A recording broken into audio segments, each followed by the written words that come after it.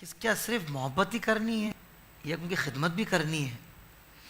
یہ ایک طرف تو آپ نے یہ ارشاد فرمایا کہ انہیں ضرورت نہیں ہے، بٹ یہ ہم دیکھتے ہیں کہ فی زمانہ سادات کرام جو ہیں بڑے مطلب حالات ان کے ایسے ہیں کہ وہ ظاہر بات ہے کہ وہ اس پر بھی اجر اللہ نے رکھا ہے، اور پھر سادات حضور کا گھرانہ ہے، تو ہمارے لیے کیا بنتا ہے کہ ہم نے ان کے ساتھ کیا انداز رویہ اختیار کرنا ہے، کیا سلوک ہونا چاہیے؟ ہاں، جو آپ نے سوال بہت ہی پیارا اٹھایا یہاں پر.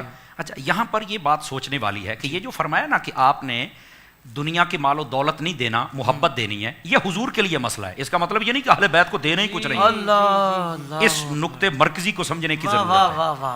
ہاں، اگر آپ ان کو زیادہ مال و دولت دیں گے تو یہ جو اصلی نسلی سید ہوتا ہے وہ اس کی طرف توجہ ہی نہیں کرتا ہے.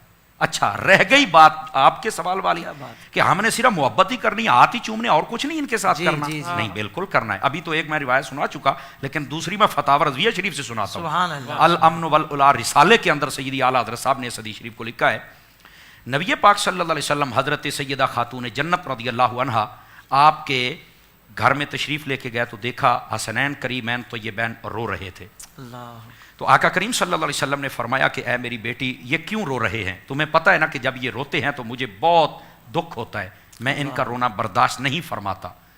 تو عرض کی یا رسول اللہ صلی اللہ علیہ وسلم، آپ کی بات بالکل ٹھیک ہے، ہم نے کوئی سزا نہیں دی ہے، مارا نہیں ہے، بلکہ بات یہ ہے کہ گھر میں کھانے کے لیے کچھ نہیں ہے، یہ بھوک کی وجہ سے یہ تقاضا کر رہے ہیں کھانے کا، تو بظاہر ابھی کوئی چیز ہے نہیں ہے، اس لیے رو رہے ہیں. اب یہاں سے میں رک کر ایک بات کہہ دوں، کوئی یہ نہ سمجھے کہ سادات گھرانے کی میں غریبی کو بیان کر رہا ہوں. نہیں، غریبی نہیں، چونکہ وہ گھر کیسے غریب ہو جن کے بچے جنت کے سردار ہوں، جن کی والدہ کائنات نہیں بلکہ جنت کی عورتوں کی ملکہ ہو، جن کے بابا سلطان الاولیاء ہوں، جن کے نانا کل نبیوں کے نبی ہوں. تو اب ان کو غریب کون کیسے کہہ سکتا ہے؟ نہیں، یہ غریبی نہیں ہے اس گھرانے کی، بلکہ یہ اس گھرانے کی سادگی ہے. سب کچھ ہونے کے باوجود پسند ہی نہیں فرمایا. بس یہ ہے کہ باری تعالیٰ اس معاملے میں بڑا لطف آتا ہے. یہ ایک بڑی صوفیانہ نگاہ ہے جس پر میں بات کر رہا ہوں. تو یہ میں نے اس لیے کہا کہ بس اوقات ہوتا ہے کہ شاید سادات گھرانے کی ہم غریبی بیان کرتے ہیں. نہیں، سیدنا فاروق اعظم رضی اللہ عنہ آپ نے فرمایا تھا، آپ نے فرمایا اے آل رسول، آپ کی شان یہ ہے ہمارے سروں پر جو بال اگے ہیں وہ بھی تمہارا صدقہ اگے ہوئے ہیں. یہ حضرت فاروق اعظم نے فرمایا. بھائی یہ آل رسول کا مقام ہے، یہ آپ کے جناب عزت و عظمت ہے. لیکن آپ نے ان دنیاوی چیزوں کو پسند نہیں فرمایا، چونکہ جب بندہ دنیاوی چیزوں کو پیچھے کرتا ہے نا تو اللہ تعالیٰ اس کو اپنی قرب کے درجات عطا فرماتا ہے. اصل یہ راستہ تھا ان کا. بچے رو رہے ہیں، نبی پاک صلی اللہ علیہ وسلم فوراً باہر آئے. آپ نے فرمایا کون ہے جو میرے بیٹوں کو کچھ کھلائے؟ حضرت عبد الرحمن بن عوف رضی اللہ تعالیٰ عنہ. آپ آگے بڑھے، حضور میں لے کے آتا ہوں. فوراً گئے بازار میں، کچھ خریدا، لے کے آئے، حضور کی خدمت اقدس و انور میں پیش کر دیا. نبی پاک صلی اللہ علیہ وسلم نے اس کو لیا، گھر میں تشریف لے گئے، دونوں شہزادوں کو نا اپنی گود میں بٹھایا اور آپ نے کھانا کھلانا شروع کر دیا. جب انہوں نے کھایا نا خوش ہو گئے. خوش ہونے کے بعد نا کھیلنے لگ پڑے. آقا صلی اللہ علیہ وسلم دیکھ کے نا بہت خوش ہوئے.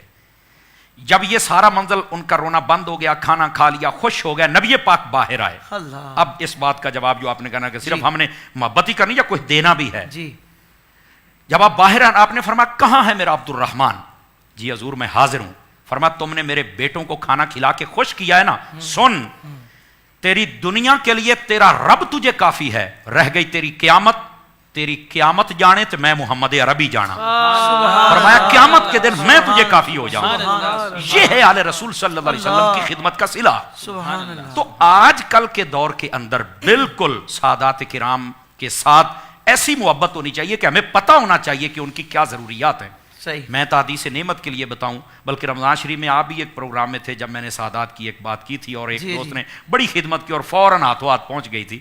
الحمدللہ 4 سال سے ہم کچھ دوست ہیں جنہوں نے ایک پینل بنایا ہوا ہے تحدیث نعمت کے لیے. یہ صرف اور صرف سادات کرام کی ہم خدمت کا جذبے کے تحت ہم وہ کام کر رہے ہیں. میں زیادہ بات نہیں کھول سکتا، کوئی نیکی کر کے دریا میں بھی ڈال لینی چاہیے، ساری فیس بک اور نیٹ پہ نہیں ڈالنی چاہیے. لیکن اشارہ یہ دیا ہے کہ ہم جو کچھ ہے نا، یہ اتنے فتنوں کے دور میں میں یہ سمجھتا ہوں یہ نگاہ علی ہے، یہ نگاہ سیدہ ہے، یہ نگاہ حسنین ہے. اب یہ تو جب کھلے گا سب کچھ تو پتہ چلے گا نا. لوگ تو باتیں کرتے ہیں نا. ہیں، لیکن الحمدللہ یہ ان کی نوکری، ان کی آل کی نوکری کا صدقہ ہے کہ ہم یہ سانسیں لے رہے ہیں. کیا بات. تو ہمارے وہ دوست الحمدللہ اب وہ قافلہ اتنا بڑا ہو گیا ہے کہ الحمدللہ اب بس ٹیلی فون پر ہی جو میں کہتا ہوں وہ ہو رہا ہوتا ہے.